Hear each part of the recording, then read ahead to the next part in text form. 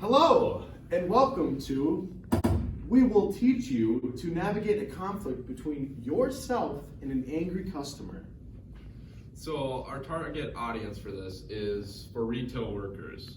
It'll go over how to handle and cooperate with people in the workforce. And why retail workers, Leo? Retail workers, because of the fact that, according to NRF.com, 60% of people in the US at some point in their life have worked a retail job. So in this presentation and short video, we will go over how to get along with people in the workforce. So we're gonna go along to show a couple skits on how to do that. How interesting is that? It's very interesting.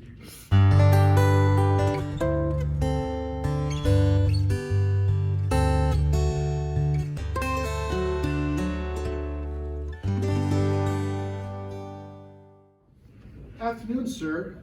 Last time I was in here, I purchased this number 2 HB pencil, and it's the best pencil I've ever had. And in the back, I couldn't find any. Would you happen to know where I could find them at? I don't know what to tell you, sir. We don't got them. What do you mean you don't have them? I've worked here for 5 years and we haven't carried them in 4. They're not here. It's literally the best pencil I've ever had. How do you not have them? I don't care. We don't carry them. They're not that good. Pause.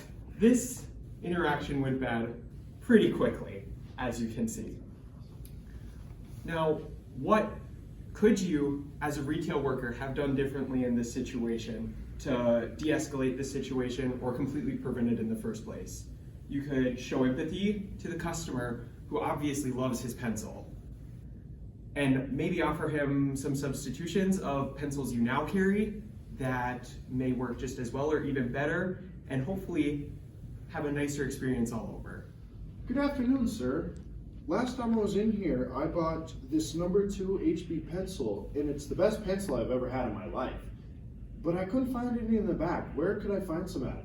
Well, we actually don't carry those types of pencils anymore, but what I do have for you is what I think is a better alternative solution in the mechanical pencils that we started carrying. And I was wondering if you might be interested in that instead. Let me see it. Wow. This is amazing. I love it. Perfect, I thought you would. I'll ring you up front. Thank you.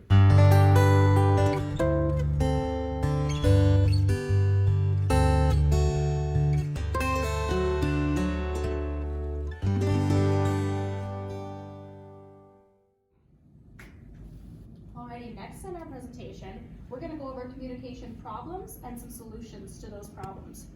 Our first problem is a customer is upset they can't return an item.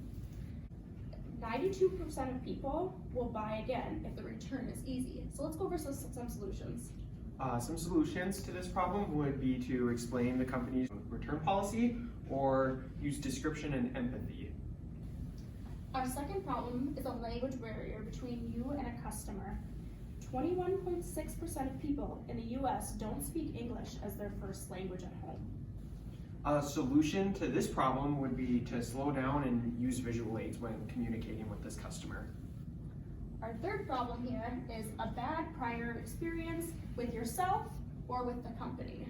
To solve this problem, you can show you care and use empathy and spontaneity.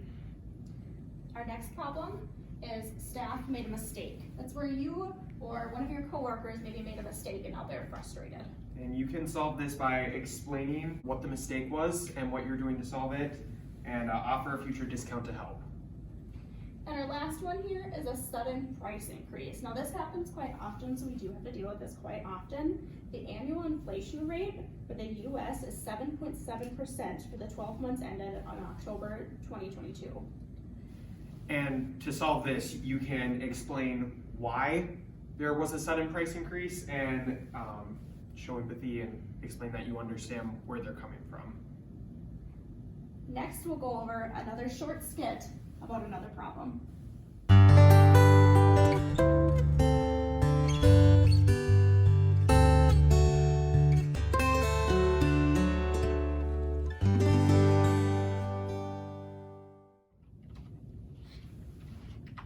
Hey ma'am, Can I have your help today? I'll be with you in a minute. Okay. A few minutes later. Excuse me, are you available to help me today? I'm sorry, not right now. You have to give me a minute, sir. Okay.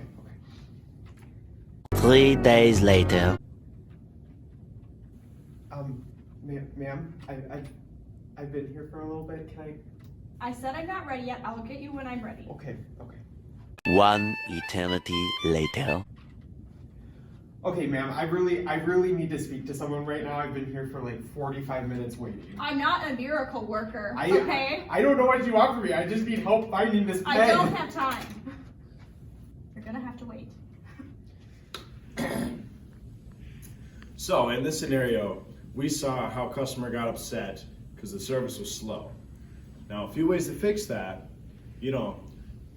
we saw the sales rep just say, just wait, I'm busy right now. You could try, give me 30 seconds and I'll be ready. Or you could get another employee, Timothy, can you help her out? Okay, perfect. Go with him. Look it. And now everyone's happy, everyone gets their work done and goes on their merry. Hi, ma'am. I was Yes, sir. hoping I could get your help today. Give me about 30 seconds to finish this and I'll be right with you. Of course.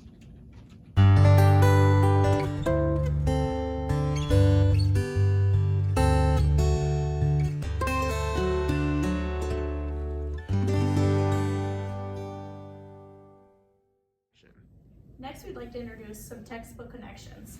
From chapter 10, we talk about what is conflict. Conflict is a struggle over something. In this program, we will explain resolutions to these conflicts and different types of these conflicts.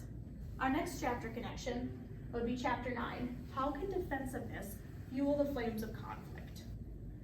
Controlling somebody's actions can add to conflict. It can create a defensive climate, and it can feel like someone is trying to threaten your public image. Two more specific text connections we have. Our question, how can listening lessen the chance of conflict in a workplace? And this comes straightly from chapter 5's listening. Slow down. You want to make sure you listen and respect everyone's point of view because everyone has a different point of view. And then we got this one. And this comes straight from chapter 8. And this is how does perception affect a conflict? It breaks down communication, and everyone has a different perspective on a certain given topic. So you just want to make sure that you respect everybody. In chapter 3, we discussed how can verbal communication start a conflict. There are 3 types of language that you'll typically see starting a conflict. One would be jargon, which is language created by a group for use in a group. In the group, the language can be awesome and everyone can understand it, but when you use that language outside of the group, it can cause confusion and spark conflict. A second type would be euphemisms, which is a way for people to put another word on top of something that makes them uncomfortable or they feel is unpleasant. This can cause confusion, which can lead to conflict because the way the words are being used, people don't know how to interpret them for the gravity of the situation. Finally, inflated language is a way to make something seem much better than what it is. Therefore, it can cause conflict when in reality it's not as great as it sounds. In chapter 4, we discussed what can you avoid doing to prevent a conflict. We discussed nonverbal cues and how sending the wrong nonverbal cues can consequently make a person react in a different way. You want to be very conscious about what cues you're sending non-verbally to avoid sparking a conflict. And finally, how can your gender change the climate of an interaction?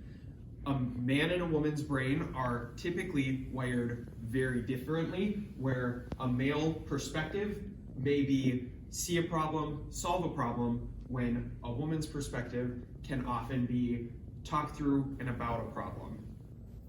Thank you for listening and watching our presentation. Now that you know how to deal with difficult customers in the workplace, you can take this on and use as a good life lesson.